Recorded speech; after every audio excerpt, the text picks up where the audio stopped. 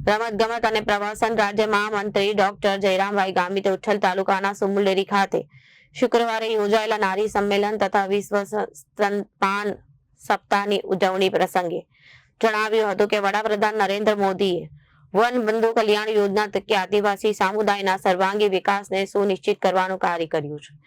આ કાર્યને આગળ ધપાવતા રાજ્યના મુખ્યમંત્રી ભૂપેન્દ્ર પટેલની સરકારે પણ શિક્ષણ અને પોષણ, સ્વાસ્થ્ય સહિતની આદિવાસી સમુદાયના સર્વાંગી વિકાસને વિશેષ પ્રાધાન્ય આપ્યું છે।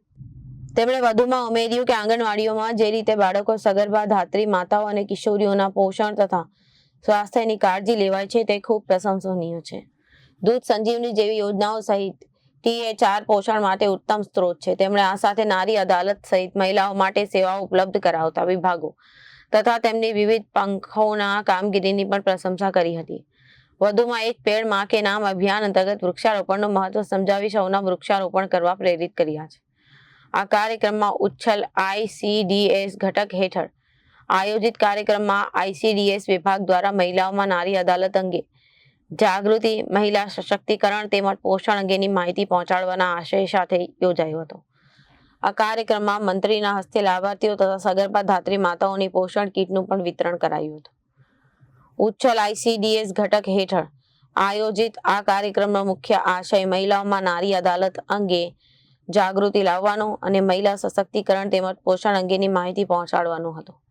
આ પ્રસંગે મંત્રીના હસ્તે લાભાર્થીઓ તથા સગર્ભા ધાત્રી માતાઓને પોષણ કીટનું વિતરણ કરવામાં આવ્યું હતું। વિશ્વ સ્તનપાન દિવસની વાત કરીએ ત્યારે એનું મહત્વ તો આપણને ખબર જ હશે। બાળક જન્મે પછી મારા હિસાબે એનું સ્તનપાન જે પ્રથમ કરાવે એ પણ એક મારા હિસાબે રસી જ કહેવાય। એની પ્રથમ રસી સ્તનપાન કહેવાય। આપણે તો પછી જ એને બીજી કઈ દવા કે હાથે કરીએ, પ્રથમ તો એને સ્તનપાન જ કરાવીએ ને। પણ સ્તનપાનનું મહત્વ પણ તમે લોકો તો જાણો જ છો, આંગણવાડીની બહેનો, એનું મહત્વ, એના ફાયદા। કોઈ સ્તનપાન નહીં કરાવે તો એના આપણને એમનાથી થતું નુકસાન પણ તમને ખબર છે। પણ આ જે આપણો સ્તનપાનનો જે કાર્યક્રમ એ નીચે સુધી દરેક ગામમાં જે બાળકને જન્મ આપે છે માતા સુધી, એના કુટુંબ સુધી પણ આપણે એનું મહત્વ સમજાવવું જોઈએ। કારણ કે મેં કીધું તે રીતે આના ફાયદા પણ ખૂબ જ છે। પણ અત્યારના મારું નામ ગામિત નિર્મળાબેન સોવિયતભાઈ, ગામ પરચુલી, આંગણવાડી કેન્દ્ર પરચુલી 1। હું ધાત્રી માતા તરીકે આંગણવાડી પરચુલી 1નો લાભાર્થી છું।